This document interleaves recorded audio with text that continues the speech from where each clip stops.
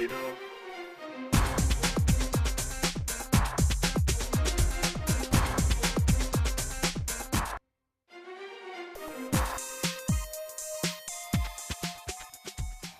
and welcome to another inspiring episode of A Different Kind of Woman.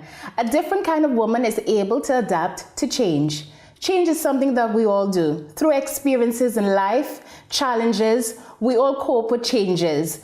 But how does this affect our relationships? On today's show, are we growing apart? We will be discussing whether people grow apart, the female midlife crisis, and much more. Joining me is relationships expert Madeline Mason. Welcome, Madeline, to the studio. Thank you.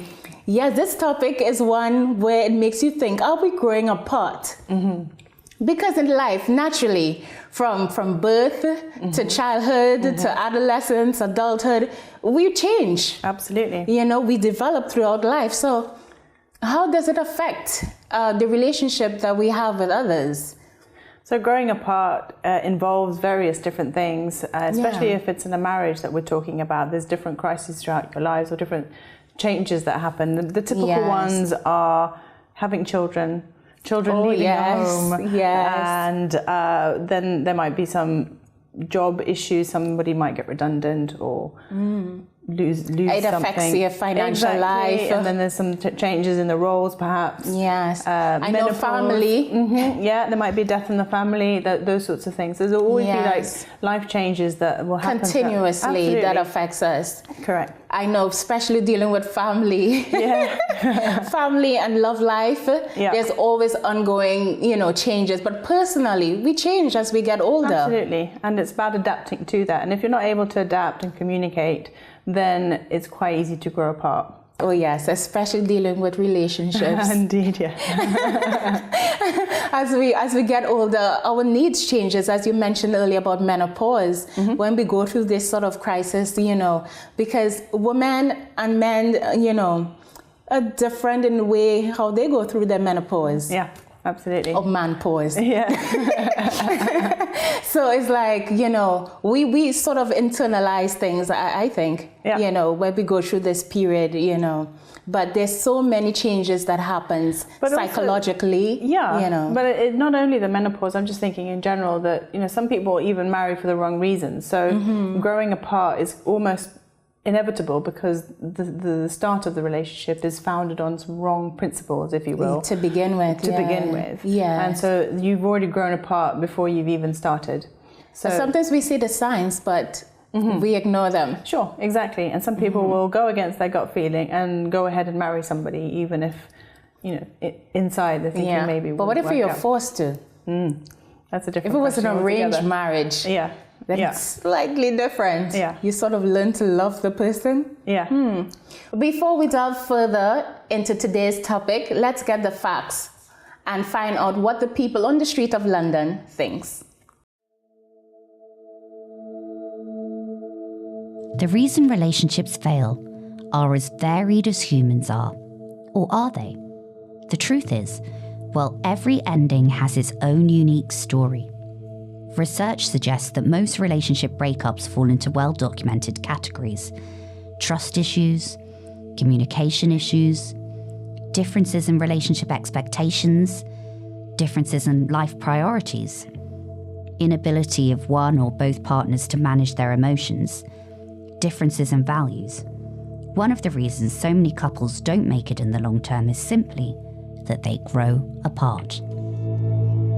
Growing apart has made it to the top ranks of multiple studies, lists, and questionnaires as to why divorce occurs in couples. However, according to Dr. John Gottman, a professor at the University of Washington, the notion of growing apart is not the real reason that leads to divorce, but in reality, the turning away from one another, that truly leads a couple to drift apart.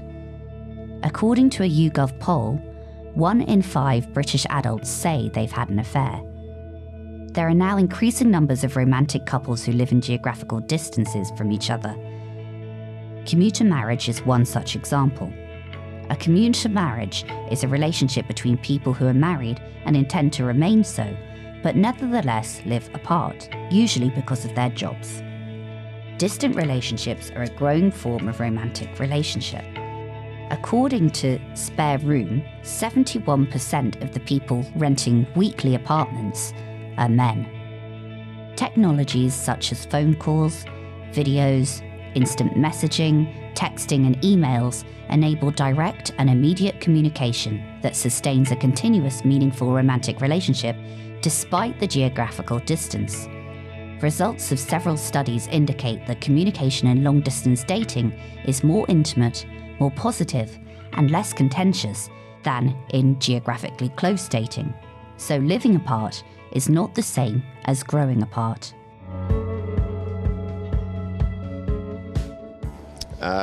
Relationship, but I guess it depends. If you had a job that was north and a relationship that was south, I would always go south, but I work from home, so I'm a bit biased about that because I can work anywhere. So I guess we'll just say relationship. You know, you don't want to lose that, and if it's a really good job or a really good relationship, you want to make sure you want to hold onto that for as long as possible. So you would be more inclined, just because you don't know where your path is leading, and you want to stay with that.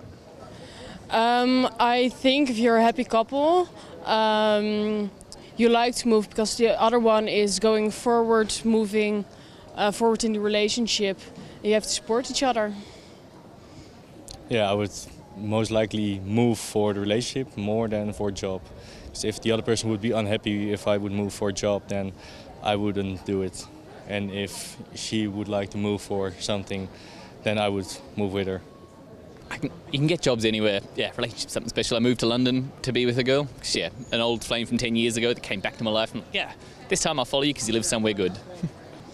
Well, actually, I moved to London because of my boyfriend. So it depends on the people if they prefer more their relationship, if they go for their boyfriend or girlfriend where their partner wants to go, or if they want to stay for a job. But yeah, in my opinion, I did it. So yeah, it can bring you a lot of new opportunities. Everyone handles different life stages in their own unique way. For some, aging is a breeze, even welcomed. For others, not so much. Our self-image and feelings about our bodies can change. According to many psychologists, communication through life's changes is what makes couples grow together and not apart. I guess like a little bit, but when you get to a certain age, you probably stop maturing. So I feel like I'm a bit old now, 29, probably feel like I'm matured enough. But definitely when I was younger and I was in relationships, you know, you change and maybe you find someone who's immature, but at that point in time, they're the same level as you. I think 100% when people mature, relationships do tend to end because you are a different person from when you are 15 to the age of being 20, and you change a lot, you develop and you change as a person, and your personalities might not match anymore, and a lot of things change. Is one person maturing and the other not maturing that will cause difference between two people, I guess.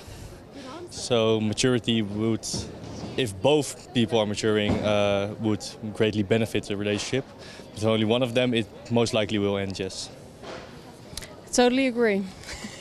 I feel like people change over time, and yeah, I feel like statistically something's going to happen over the span of a relationship which will might make you grow apart or not, really. Yeah. Yeah, I think if people start dating or get married really young, it can happen that in their life they change their opinions or what they want to do in a life. This can cause the end of the relationship. Yeah.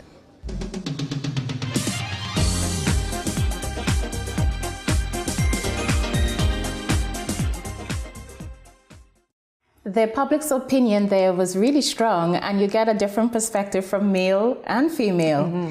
I thought it was quite interesting how, when people often move, whether it's be to a job mm-hmm. or because of the love life, being in a relationship, very often it's a compromise. Yeah. And what I can see, no matter what relationship it is, it's a compromise that you make.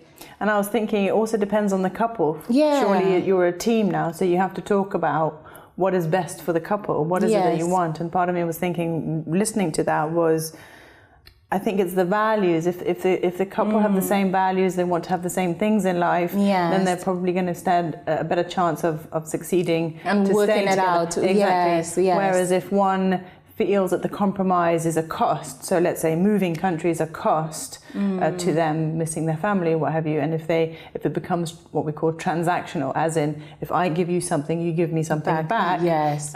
When it becomes that kind of a relationship, then it becomes less strong. Yes. If that makes sense. So that's what came across for me, is kind of like that struck me. Yes. The values is I was thinking that, as we mature, as we get older, of course, we change naturally. And it's something to think about when you're in a relationship. It's not just about yourself.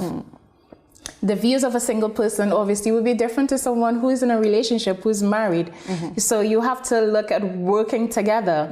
It's a partnership, as they would say. It's like a business. You got to work together. You got to ensure that, absolutely, you'll work things out. But I'm thinking also, even if there are these crises that one might go through. Yeah, because it happens. It's life. Absolutely. You will go through challenges. There are still some principles that you can employ in each relationship to keep it going. So there's this one thing that you sort of say is that you love somebody who makes you feel good.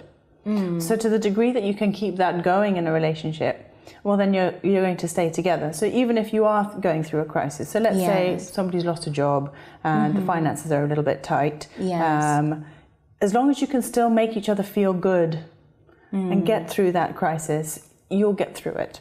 It's so true. So we're going to take a short break, but stay tuned and take a look at what's coming up next.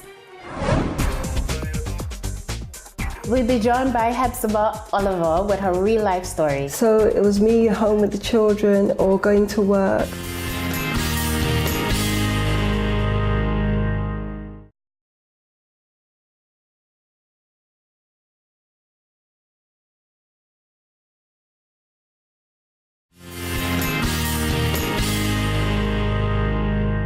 Welcome back. On today's show, Are We Growing Apart?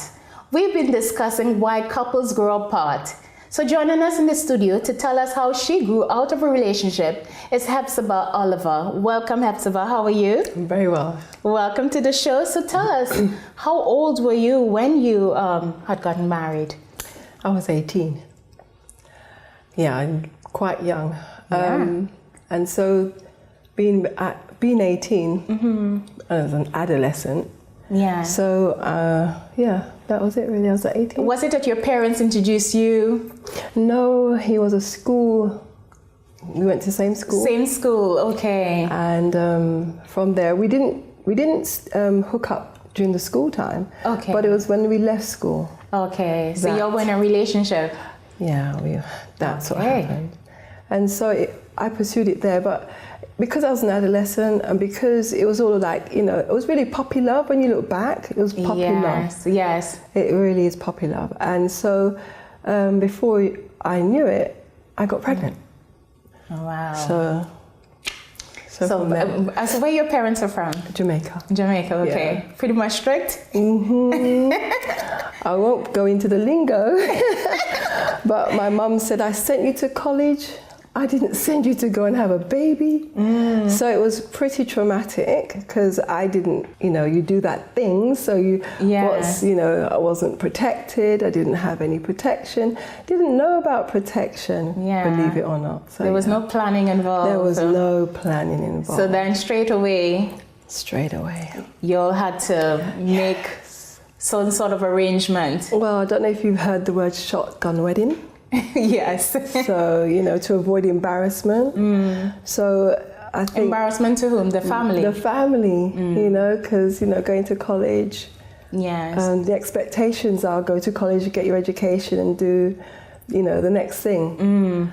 So But it's a different generation altogether because back then it was a big deal, but now it seems like, it's the norm around that age group to have a child. Well, when I was leaving school, not when I was leaving school. When I was younger, I was thinking, I just want to get married and have children.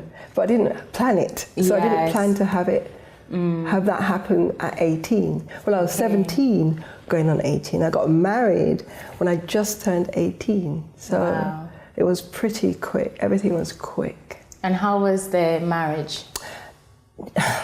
That's another question. I mean, in the marriage itself, we were both young. We were both He was immature. the same age as you?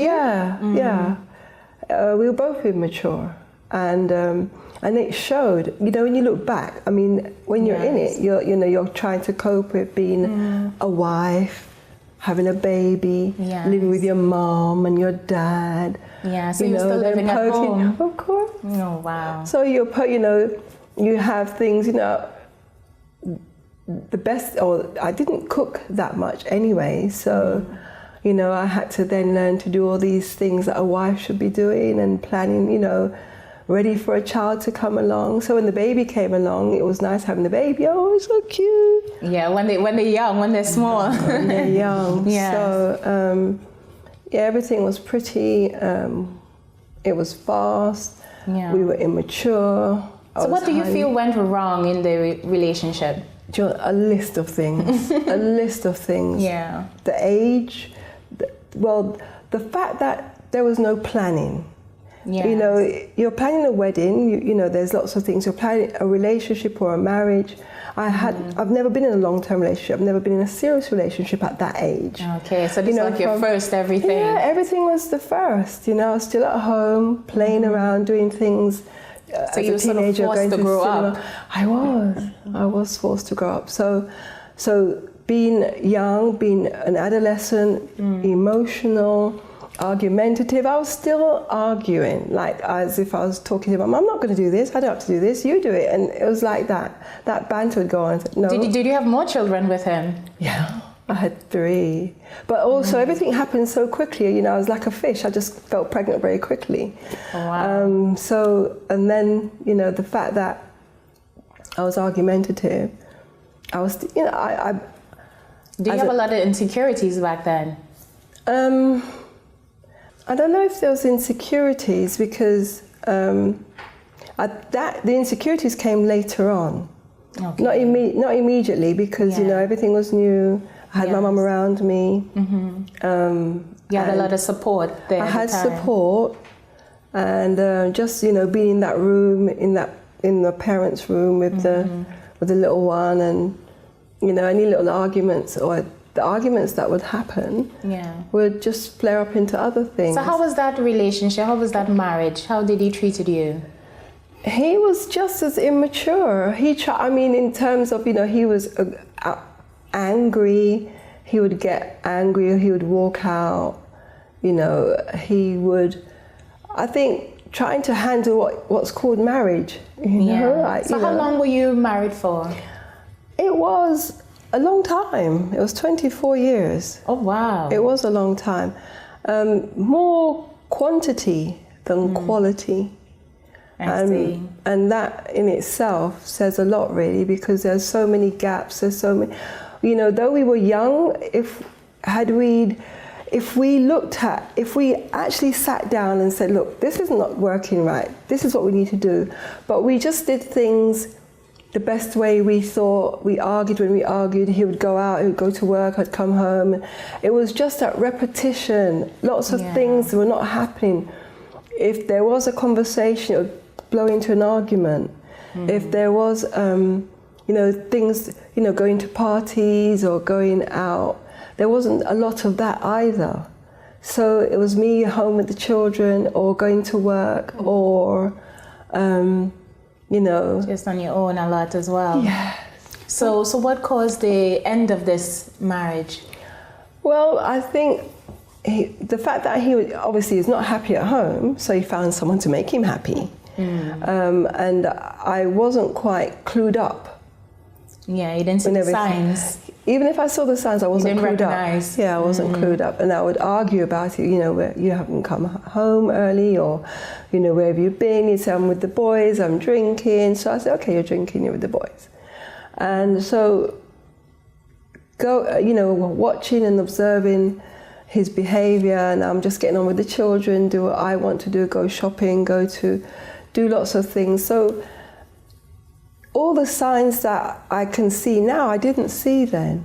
And it just continued that way. He would go out, come in, I'd argue, I would not cook, I would not, turn my back in the bed. I would do all those things because I was just upset and I didn't know how to handle it. I didn't know deal with the situation. Yeah, so you just argue them more, don't you? So I argued them more. Did you ever speak to anyone, or did you go for counseling or anything like that? I just put on I was just like that. Smile, like everything is fine. Nobody knew anything. No, I put on this facade that everything is happy and everything is great and, being the family woman. But in that, the reality was so far from it. Yeah, really were you far. able to rebuild? No. There was, I think it had gone too far. He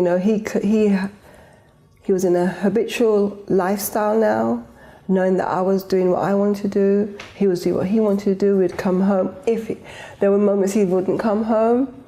So I just continued doing what I was doing, with the children. And then at one point the children weren't around us. So I thought, that's the time I thought we'd try to rebuild, but it didn't happen.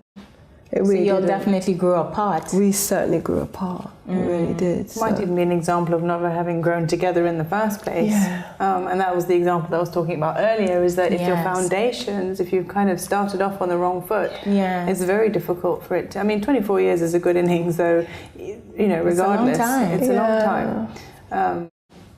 But Madeline was sharing with me during the break, about counseling couples and sometimes some of the things that they bring up while you're counseling them. Well, so we were talking about this idea of, you'll say one thing but hear something completely different. Yes. And a lot of communications, they bypass each other. Yeah. So it's how it's interpreted. In the interpretation, exactly. So, if you're that young and you don't know how to communicate, perhaps, then it makes it really difficult to start with. One person might express some frustration, but another person hears criticism, and so then you're already into an argument. And even all one person wants to be heard. Yes, you've had a hard day, whatever, and the other person will hear it as a criticism. Yes. Okay. So tell us about your life today, since you've separated. How is your life now? Today, I understand who I am. I know who I am now, and I really appreciate the fact that was the past. I've learned so much from that. Even having conversations with the children's dad and being able to build bridges. Being able to forgive and to say sorry, saying I was a wretch. I was terrible as a young wife, and I had the opportunity to say to him, I'm sorry. I can see I was just, poor you. And I really apologize for being so,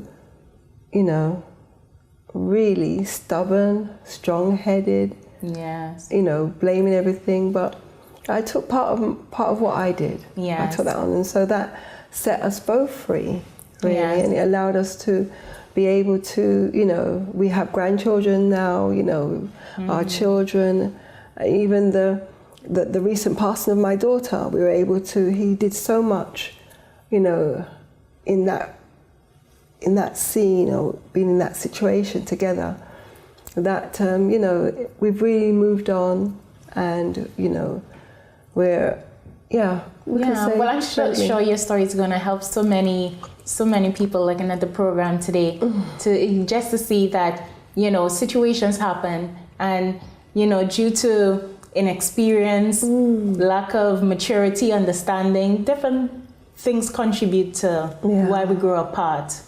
But life remains. Yes, it does. You have to move on. You have to move on. Yes. And you definitely have. So thank you so much for sharing your story with us. So we're going to take a short break. Don't go away, and we'll be back with more on Growing Apart. Here's a sneak peek of what's coming up after the break. Next, we'll be hearing from couples therapist Stephanie Ambrosius. People change, people grow apart. And life coach and author Denise Chilton will be joining us in the studio. But we are fulfilled.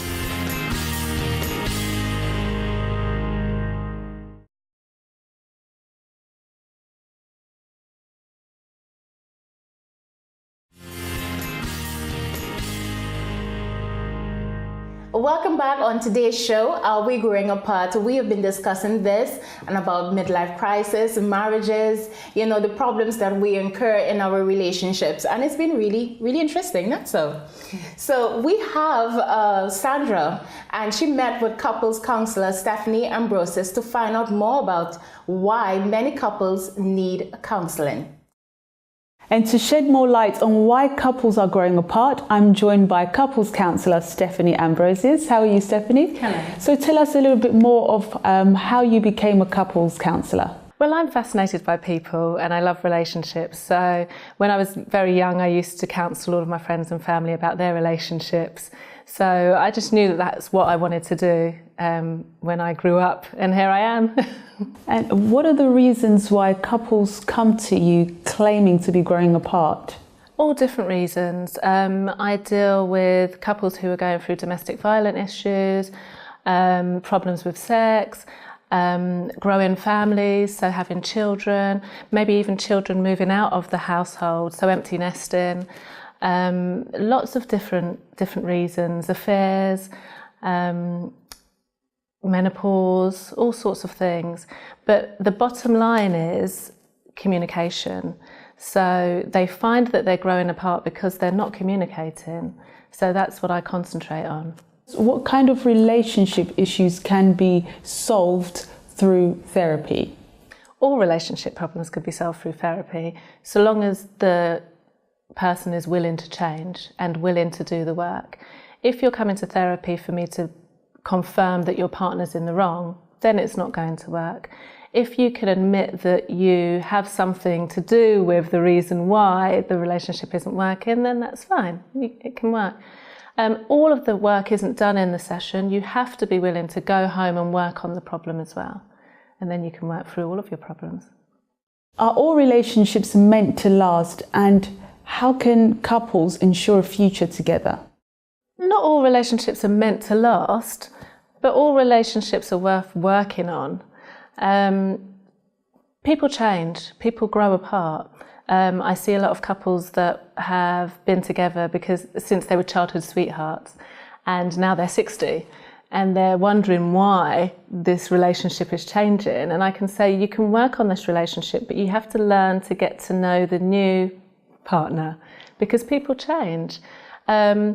So yeah, relationships can last if you're willing to do the work, and if you're willing to accept your partner as a partner that was once a single woman or man as now a parent or a grandparent, or because we go through things in life that change us.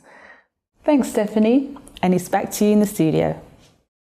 Some helpful advice. Joining us to discuss the topic further is life coach and author, suddenly single, Denise Shelton. Welcome to the studio. Well, thank you for having me. Yeah, I feel so privileged to have you in the studio with us. Thank you. It's really great to be here. Yeah, I've heard so much about you, so it's so nice to have you here. So what really inspired you to start writing about Suddenly Single? Well, it's kind of really interesting writing a book called Suddenly Single, because it's a book that you really hope that nobody ever wants to read. Yeah. But unfortunately, life doesn't kind of work out that way. Yeah. So I've been coaching for about 8 years, and most of the work that I do is with professional women. And I was noticing that in the coaching that we were doing, there were some patterns around relationships.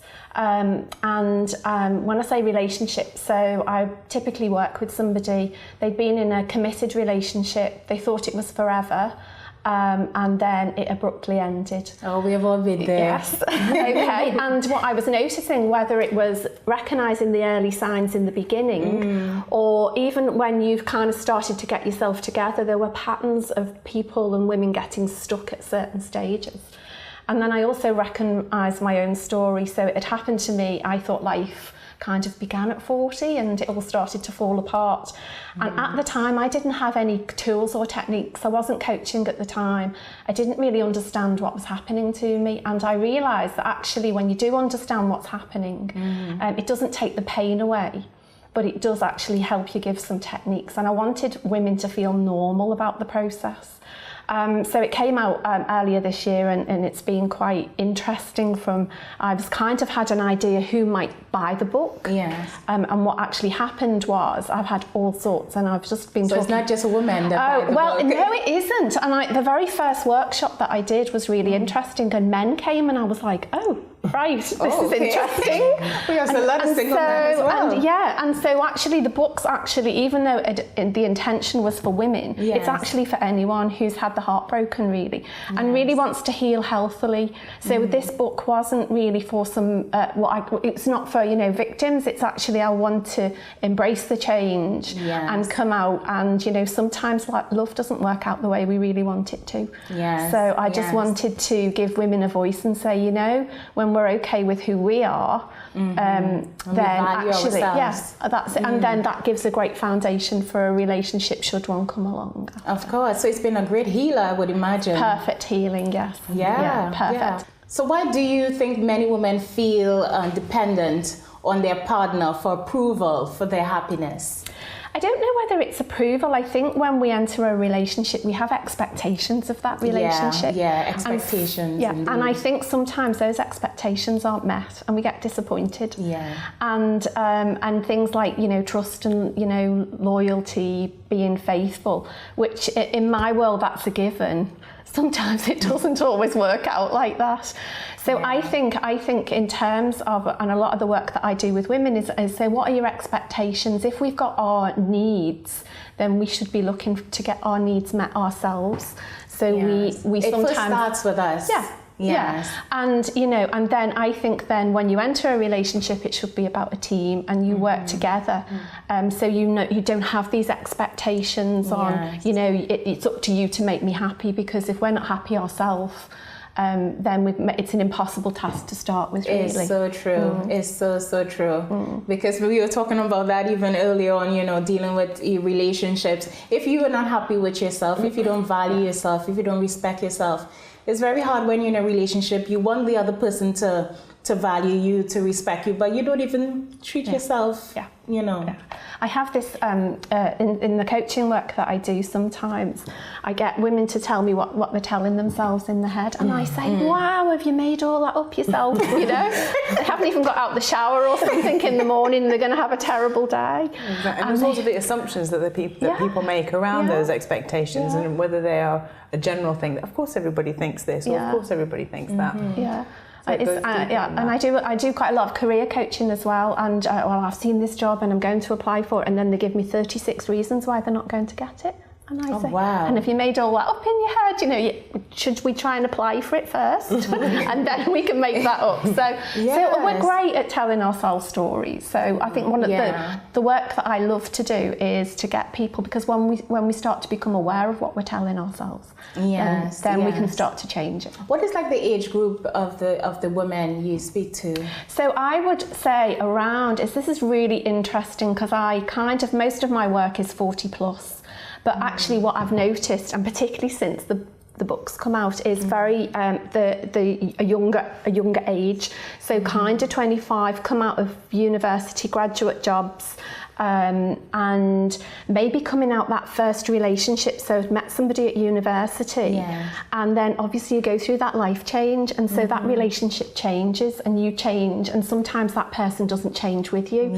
So what was actually happening was the book was being bought by women who were a lot younger, and I was thinking, well, as I say, it happens to us all. So. Is that the age range? When I do dating coaching, it's the age ranges from early 20s all the way up to 70s. I mean, everybody in that whole range will have problems. I mean, the heat map, I think, as well, is your 40 plus and 30s, late 30s. But it's across the board who needs a bit of support in that department. Of course, I speak to some of the more mature women, and they think, oh, I'm too old for love. I'm too old. I was like, there's no such thing as you're too old. Absolutely. Well, I had the oldest lady that's written to me is 81. Oh wow, and, 81. Yeah, and she said she did her suddenly single journey back to front. So she was single for a long time, and she said she met her Prince Charming in France, and they married in the 40s, I think, and then when he was 65 or she was 65, he then cheated and she was left suddenly single again. But she said because she'd been okay with who she was in her earlier days, then she actually found, as much as the heartache, you know, you can't avoid the heartache, you either have to embrace it and try and kind of move forward. She felt much better equipped. Okay, so what do you think is a secret to this happily ever after? Well, I think it starts with ourselves, and I think as women we're very conditioned. I was brought up on Snow White and Cinderella, and the prince was going to come, and he did, but then he didn't stay. So, and that, you know, the fairy tales. So we kind of expect this, and then we realise that love doesn't reality work. is different. No, but I do think that it does start with ourselves. And I think that, and it's, I think happy is an interesting word, because happy is a feeling, and for me it's about being fulfilled. So I live my life very much around my values, and I encourage the women that I work with to, what's important to you? Are you being true to yourself? And sometimes we're not always happy, but we are fulfilled.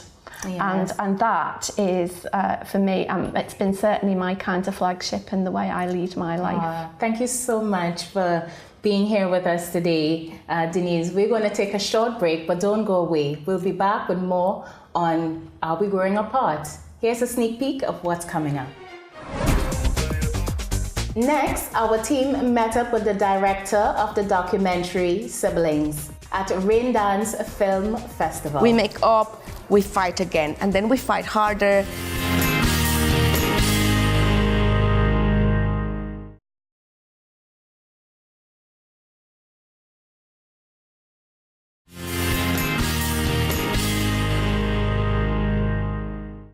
Welcome back on today's show, Are We Growing Apart? Our team went to Raindance Film Festival and met up with the director of Siblings, Laura Plancott.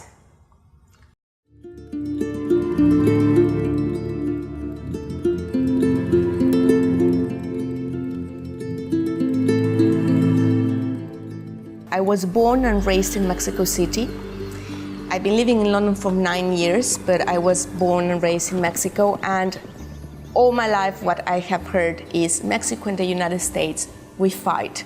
We make up, we fight again, and then we fight harder, and then we make up, and then the making up is not so good, and we keep on going. And that's the story I have seen throughout my whole life. All stories have at least two sides. And in order to be able to propose something that actually can bring a new, a new dialogue, you need to hear both parts, and you need to see how can we come together. ¿Y qué has pensado de lo que te he dicho, Chaparra? De que me quiero primero para el norte.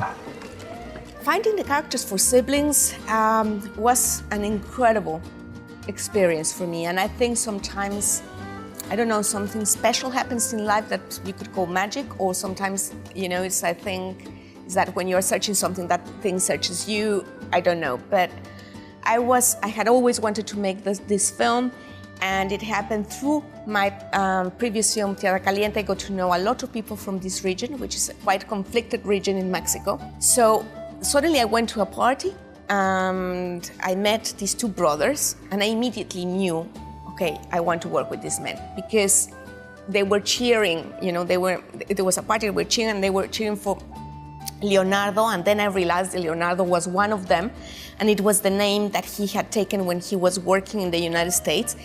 And I started to see how complex the situation of going to the US was, that is not only for bettering economy, but it has much more deeper levels.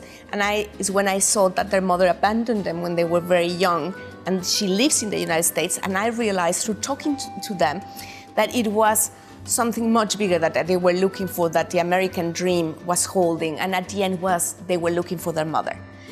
And when I was working with the brothers, I went to the United States because I wanted to do like a collage of people that would tell us what were they thinking with what was happening in the US when Trump was running as a candidate.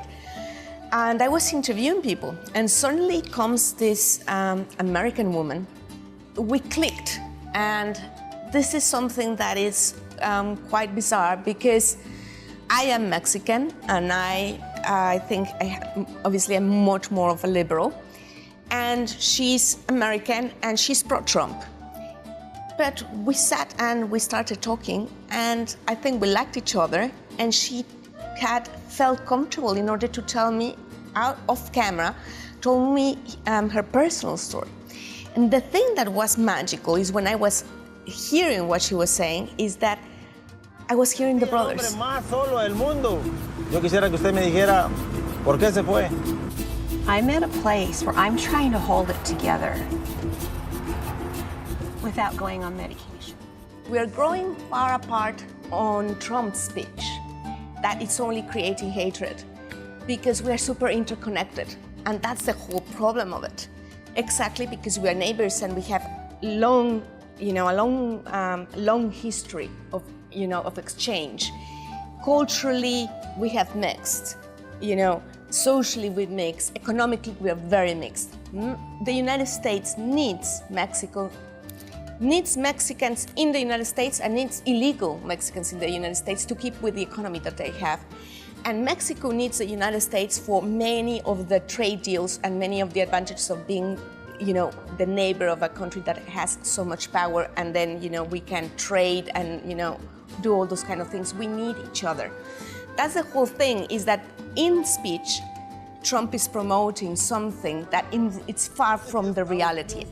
No vale verga. This land is your land. This land is my I think what I have to say is what I have to say. I don't think it's because I'm a woman or somebody's a man. I think we're all unique. And I think we all have something to say in one way or another. Some people like me want to make films and, show our voice and with, the voices of others. But I think everybody has a unique way of looking at reality. For you and me.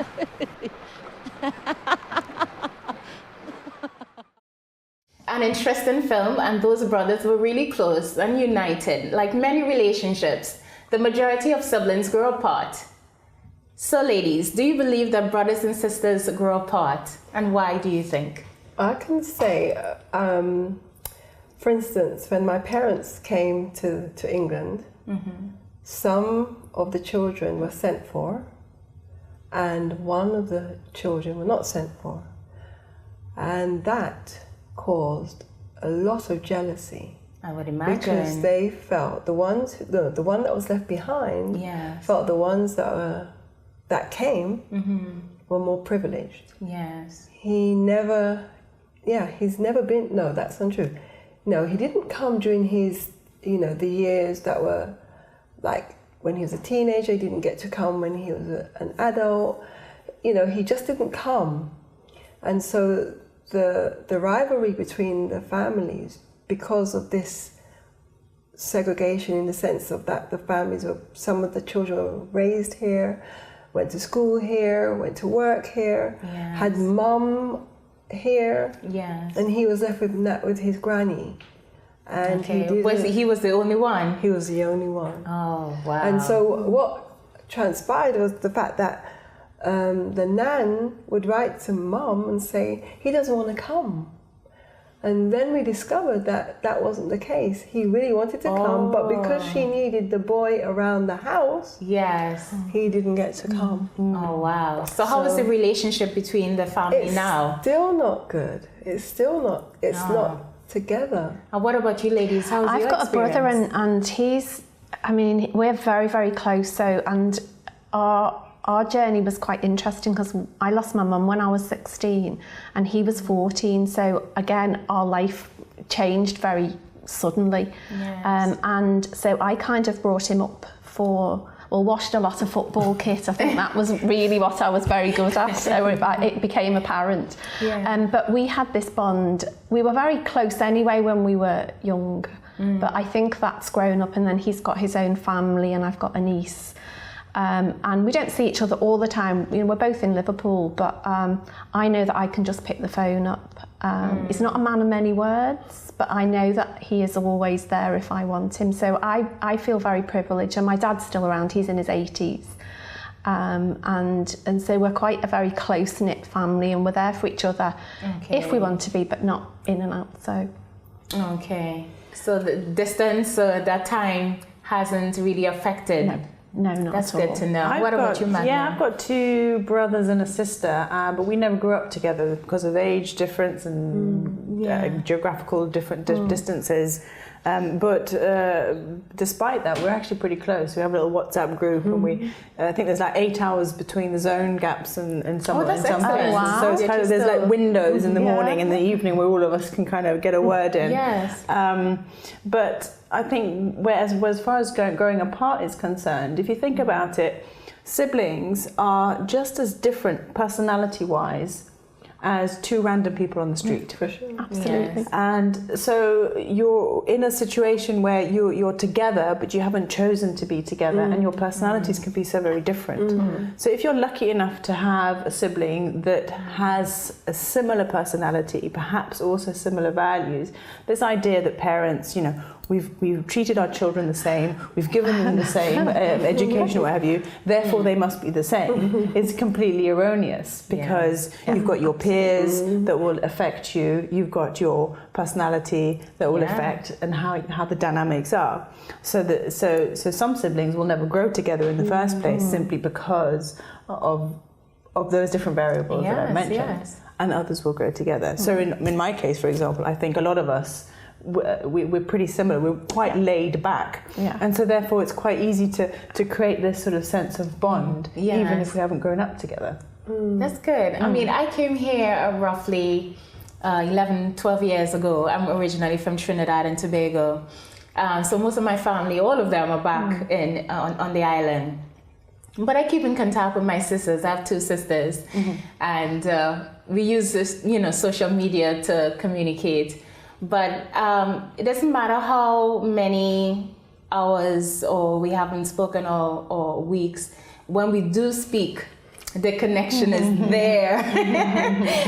We still have a lot to say when we do have that opportunity. And I find the same thing with friends and family, some family too, that even though, we don't speak every day, but when we do speak, communication is there, the connection is there. We can talk from now until midnight, which is I think is important for us to maintain that communication. Everyone responds differently to love.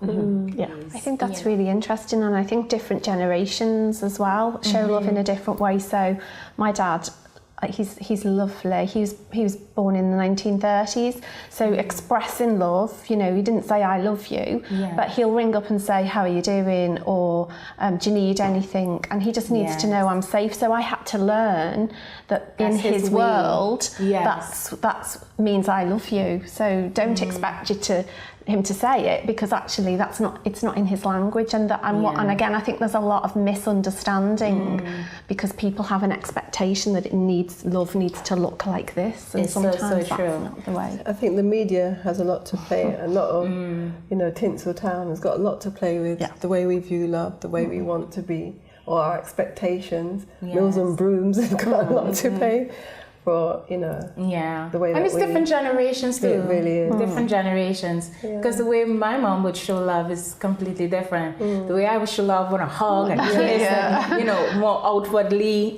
show. But everyone is different. We just have to embrace and respect each other.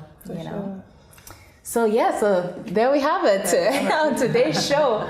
What an interesting show. So the tendency in any relationship, sometimes we grow apart. Things don't always go our way. People get in our way. Challenges come, tribulations happens, But we start to focus on other things in life as we get older, rather than, ourselves. We start to think more about the team, about our family, about our children, about our husband or wives. We think about others. So it's interesting for us to work on ourselves first of all before we can give to others. Sometimes we second guess ourselves. We don't trust ourselves. We don't think that we can be someone who overcomes all these obstacles that comes in our way. But we can overcome. We can mature and develop and embrace changes as they come. So whether you're married or single or dating or in a relationship or you're just on your own, I hope today's show has inspired you to think about, are you growing apart? Are you working together as part of the team? It's something to definitely think about. So share your thoughts with us on Twitter, Facebook, Instagram, or by emailing comments@dkw.me. Join us next week for another enlightening, inspiring episode of DKW. Until then, it's goodbye.